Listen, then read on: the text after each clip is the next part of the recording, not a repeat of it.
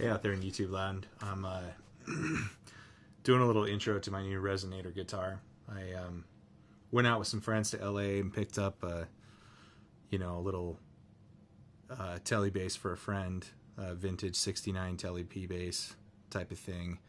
And while we were on that buying trip, just kind of hanging out, bumming around music stores, I found this little thing. I was looking for the legit national style O resonator, and didn't find one while I was out there. But this one was like, cheaper than an expensive meal. So I decided to take it out for a spin.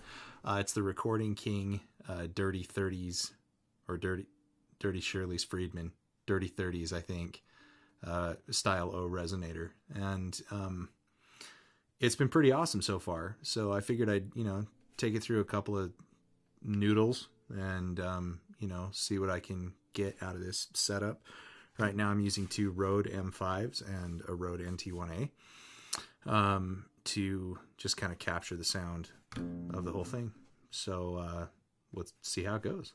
Goof around. Gotta get in position.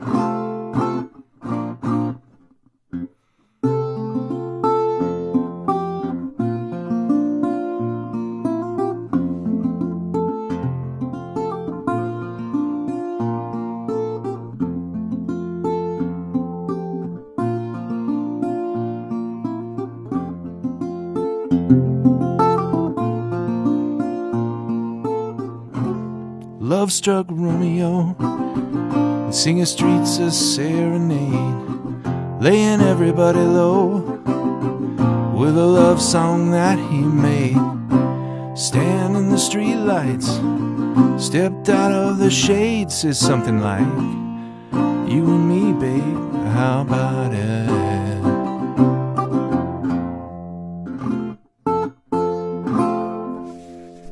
Maybe readjust for the mics. So this one right here is capturing the sound hole. This one right here is capturing the resonator. And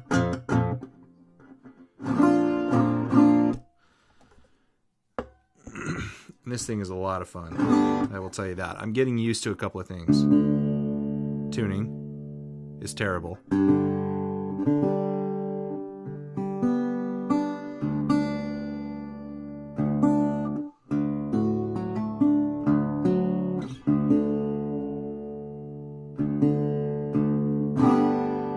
And that's basically because the way a biscuit bridge works is it's so like a rosewood, maple underneath it's a little tiny thin, rail of ebony or rosewood or something like that, and then maple underneath that, and then it sits on top of a piece of wood that sits on top of this aluminum cone, right? And the aluminum cone is flexible, which is why it resonates. And so for tuning, this can be a real pain in the butt, because every time you bring strings up to pitch or change your tunings, you're actually adjusting the height of the bridge just ever so slightly, but you're changing the tuning of all the strings in relationship to each other. And the other difficult part was, in terms of intonating this guitar, I had to kind of like take the whole thing apart and take the resonator tricone, or that's not tricone, sorry, but the cone part apart, and I had to scoot the bridge up and just angle it ever so slightly this way so that the strings down here were closer to the nut than the strings up here. And that seemed to fix a lot of the tuning instability. But as with every new guitar you buy, take it into a pro and let them do all the heavy lifting. I had some time and I was goofing around with it, but it's certainly going to go in, get a bone nut put in, get a better bridge put on, all those kinds of things that I would normally do. So someday. But it's not a huge priority right now because it's fun to just play around with it. Anyway, so yeah, tuning when I'm, putting a capo on, or if I'm adjusting from this open G tuning, it goes crazy. And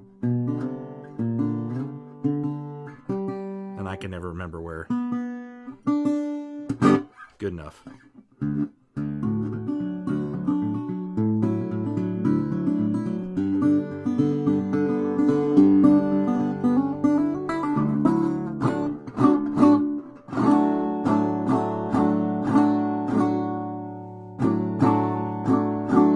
that's pretty cool to kind of adjust it around.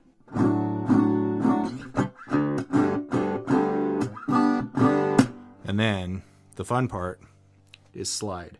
Now this guitar is not set up for slide, so you can tell that a couple things happen as a result of angling that bridge. One is that there's a little bit of a pinch sound, so that high E goes kind of hisses instead of resonates really cleanly. So, when this gets set up pro, it's got to be a kind of straight line across. But, and I don't know, I really like to finger, that came out wrong. I like to play this finger style. So, I would want it set up with a good blend of being able to use slide as well as, being able to fret the guitar without too much issue. But yeah, the slide's a lot of fun.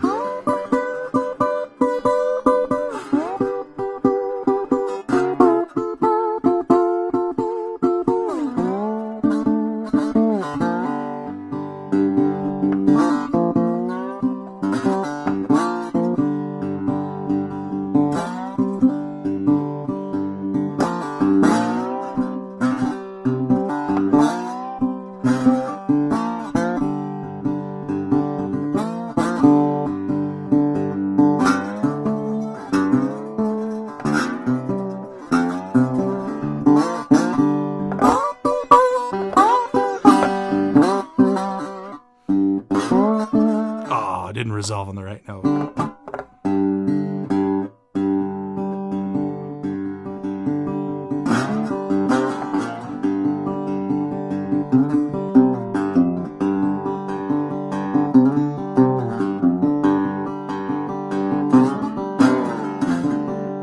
Not quite good enough to do that yet.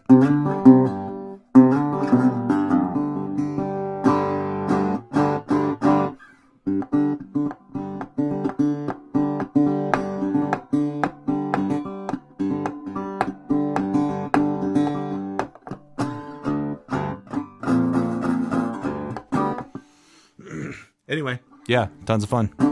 I'm having a blast with it.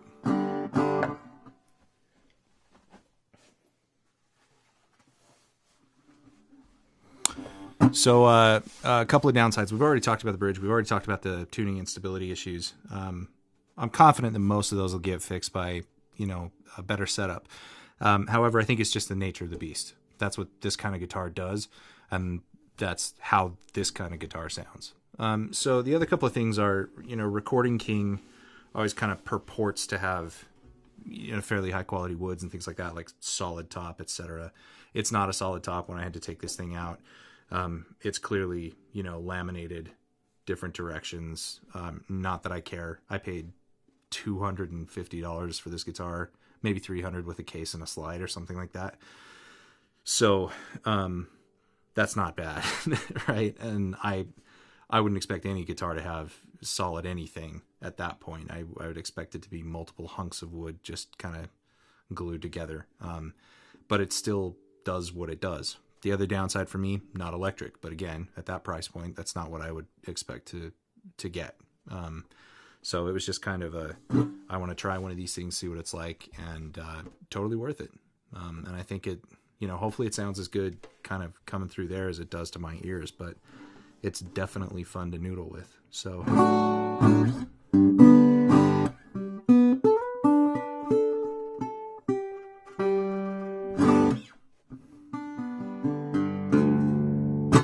anyway, yeah, check one out if you haven't.